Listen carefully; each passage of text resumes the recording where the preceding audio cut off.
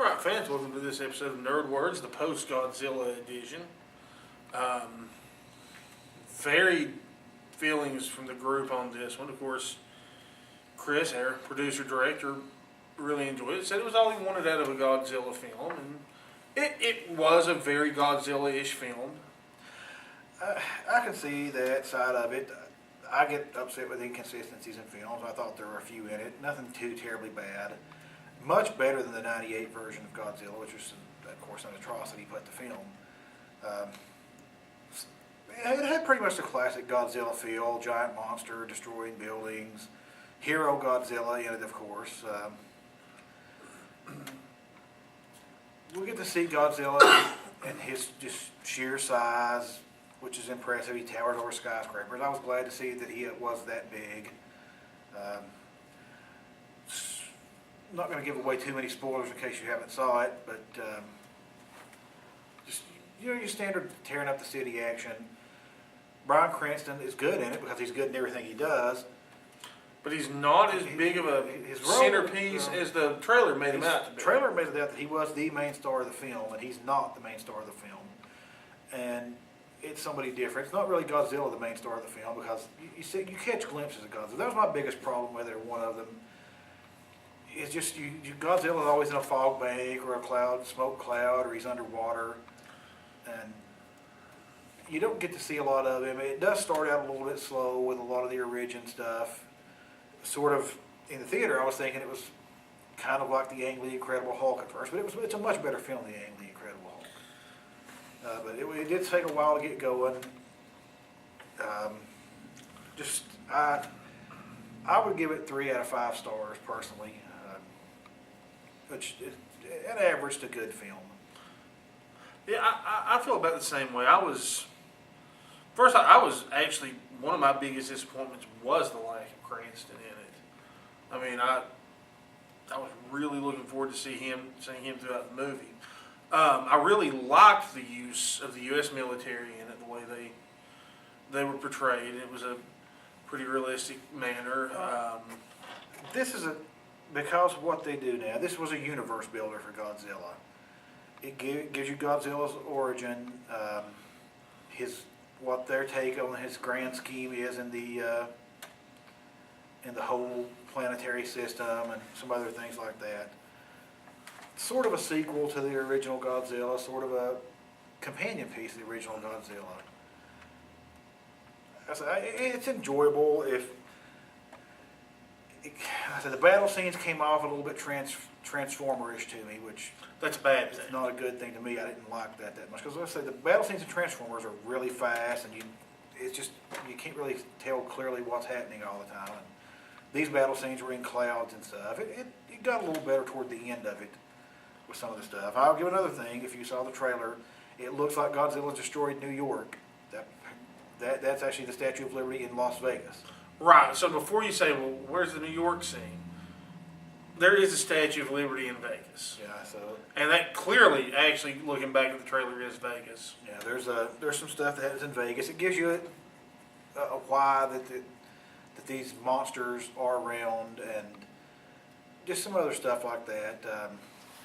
So it's a pretty good film. I mean, I say Sequel's already in the works. I found Spider-Man 2 to be a better film, but I like Spider-Man probably a little better than Godzilla. But if you like big monsters and you like on-screen rampaging, and I say Cranston does a good job because he's good at everything. The other actors aren't bad per se. I like Ken Watanabe pretty well. He actually made one of the very few Tom Cruise movies I actually like. I think that's who that was playing. Yeah, that's Ken Watanabe. Yeah, I think's his name. He's a good actor. His name's a little bit of a throwback to the original Godzilla. I believe the original director or producer, one of the two, the first name of the guy in the movie, and it was his same last name as the doctor from the original Godzilla film. And it's got some train action yeah. too, if you're like Greg Higgs and you like to drive or ride on trains. Now, I would say this isn't a spoiler, but one of my favorite scenes in the movie is Godzilla swimming with the Navy just kind of flanking him. Yeah, I mean it's got some neat visuals. Godzilla, when you finally get to see him pretty well. I mean, there's a slow reveal in the original Godzilla too, but some of his fight scenes in his other movies were better than this, in my opinion. Obviously, these are far more technically advanced, But I just didn't like the fact that he's in a cloud or in the dark, you can't see that well. And there was some far-fetched stuff happening, but as someone pointed out to me, it's a movie about a giant lizard. So, you know, you take it what you will. But like I say, it made $90-something million domestically, and I believe around 100 already worldwide. So, as you said, the sequel is already in the works. And they're universe building, so maybe the sequel will be a little bit more action-packed. It won't have quite the build-up that this one There is a had. Mothra reference in it. Yeah. They call these monsters mutos. It gives you what the acronym means. Doesn't really name any of the monsters in it. And they're very Starship Trooper-esque looking monsters. And obviously it gives you the name of Godzilla, and I say the theory of what's behind Godzilla. But it's Godzilla, big monsters, buildings, bridges, explosions. You know, I'll be honest. You put enough explosions in a movie, I'll watch it. Keep track of the nuclear weapon and the nuclear warhead. Some interesting things happen with it. Yeah. It's I would do an interpretive dance, but then we wouldn't be suitable for all ages. Yeah, you might get whipped too. But yeah, I mean, I'm not saying don't see it.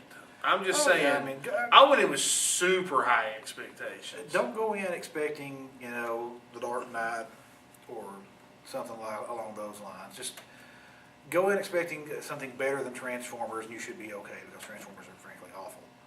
But similar big battle. Apparently, I've not saw Pacific Rim personally. I know as a nerd that's pretty unprecedented, but Pacific Rim apparently can give you a good idea. According to Chris, I believe he felt about the same with both movies. Couldn't really decide which one he liked better. He liked both of them quite a bit, though. And, you know, I trust Chris on general movies. Oh, absolutely. Knows what he's talking about. Yeah, I mean, Pacific Rim, to me, is the best mech movie ever made. The studio owns both.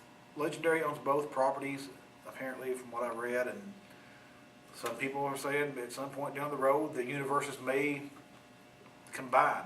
And that would be far down the road, probably after another Godzilla sequel comes to pass.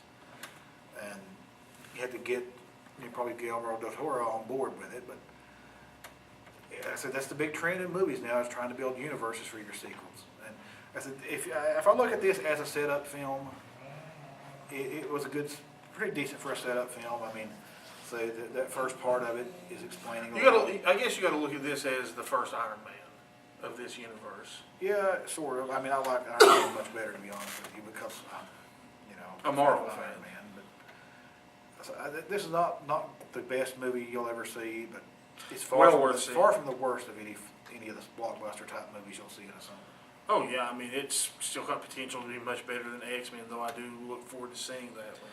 Yeah, I guess we'll see how that one is soon enough. I'm not a big fan of X movies as a general rule, but that's mainly because of Wolverine being so terrible. It kind of soured me on the entire universe. Hopefully this one comes back a little bit. Well, fans, basically, as a group, John and I basically both give Godzilla 3 stars. Chris gives it 4 stars. That's out of 5. You know. Vance and Stevie seem to enjoy it. I said Greg Hicks loved the train scene, but kind of undecided on the rest of it. Well, Greg was kind of liquored up, so. Well, you know, it was more bigger. You know, he had some liquid flowing through his veins. But he's a good white man. He is. Well, fans, that'll do it for this episode of Nerd Words. We'll see you next time.